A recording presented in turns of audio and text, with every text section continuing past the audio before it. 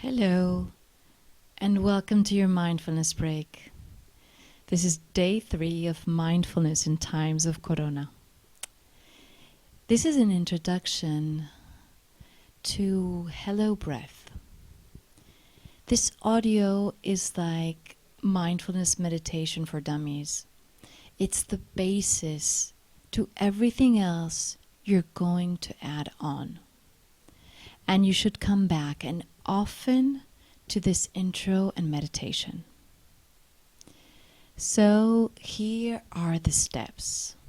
First, set a timer and repeat daily. The secret ingredient to learning meditation is the frequency. That's why it's called meditation practice. A little every day, even 3 or 5 minutes, is way better than a lot only 1 day a week. Now you can think of this as mental hygiene. I mean, we wash, clean, scrub, bathe our body, our hands, our skin every day, right? Well, this is the same thing, but with our inner selves.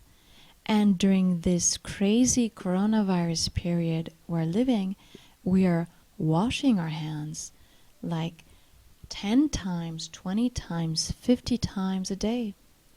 Well, maybe this is how we should regard also the hygiene of our inner selves during these difficult times.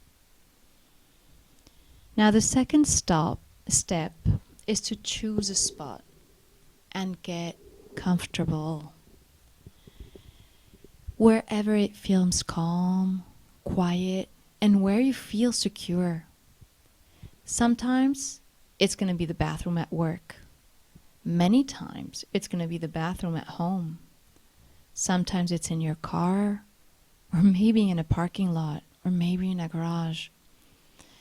You cannot believe the quantity of meditation that is done in bathroom and in cars. Anyways, it's nice to set a same spot for every day. A nice spot in your house, in your room, and it helps you to create a habit. Now the posture. The spine should be upright, straight up to your neck, bringing in the chin a tiny bit to the chest. That gives you an extra straightness in the spine. Shoulders and jaw need to be released. It should be a posture that allows you to feel fully grounded, completely stable. And obviously, it has to be a posture that you can maintain for some time. There's a tiny secret to this posture where you need to feel completely relaxed.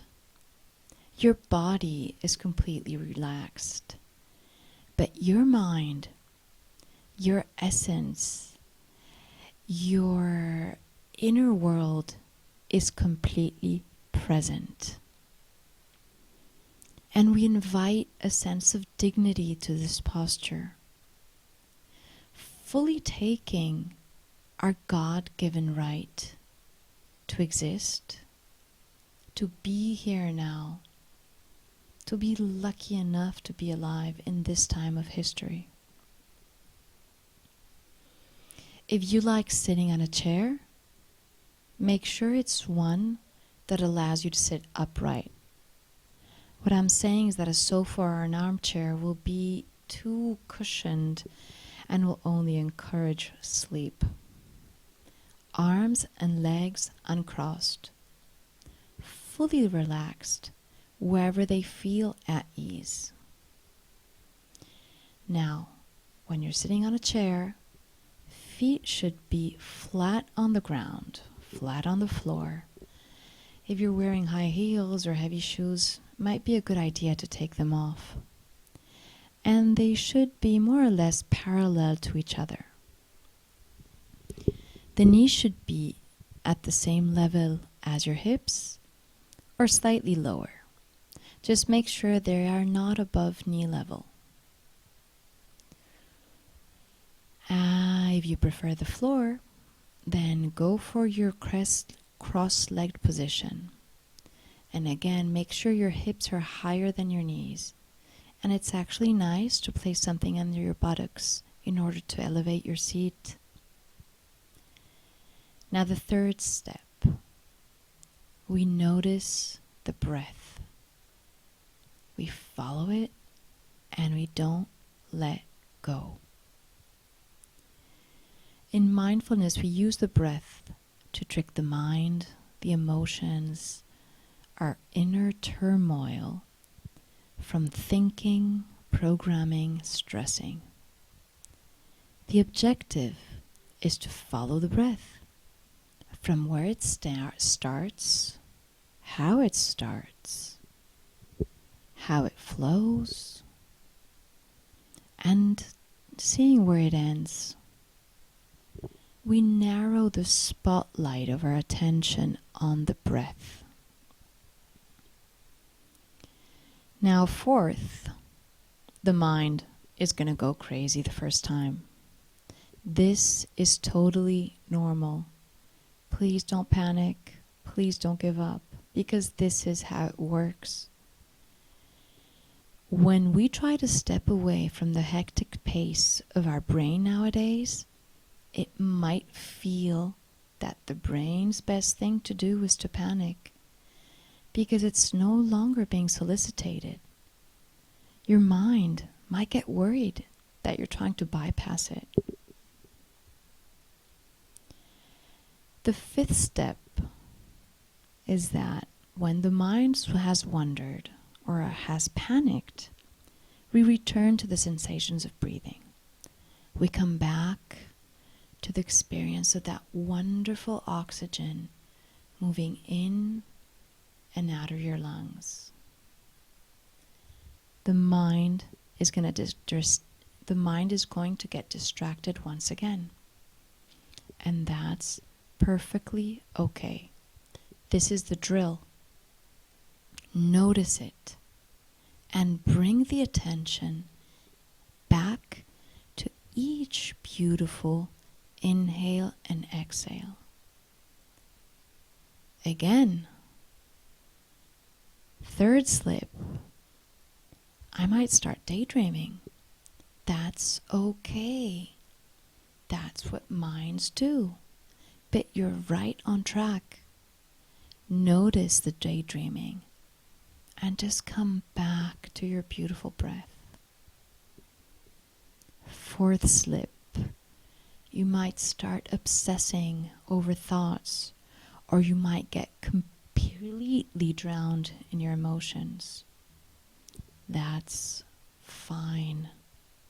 You're really doing great when you notice that. And it's all about letting go. But how to let go? It's just returning to your breath. Fifth slip, you might fall asleep or feel completely exhausted. And the thing is that when we give ourselves a break, well, the body might just take it. Allow that. Maybe you need to pause. Maybe you need to nap. And just go with it. We're making space for our body, for our mind, to just release. And maybe that's the way it needs to release. What you have to remember is that whatever happens that gets you off track the breath, just notice it and come back to the breath. That's it. It's working out the brain. This is how we start working our mind muscles, and this is how we learn concentration, focus, Each time the mind wanders is an opportunity to use your muscle. Each time you get distracted is a wonderful opportunity to train that brain muscle. Now, during this whole process, we need to be super kind to ourselves. We have to practice self-compassion all the way. We can't start blaming our mind because it does all of this when we just want it to shut up. We can't criticize it. We can't be harsh. We have to love it and embrace it. And the last step is just to keep on repeating, one after the other, all of the above. The mind wanders, I come back. The mind wanders, I come back. The mind gets distracted, I come back to the breath. I start daydreaming, I come back to the breath. And I just repeat all of the above until the timer goes off. That's it. There's nothing more. That's how we train our mind into practicing mindfulness.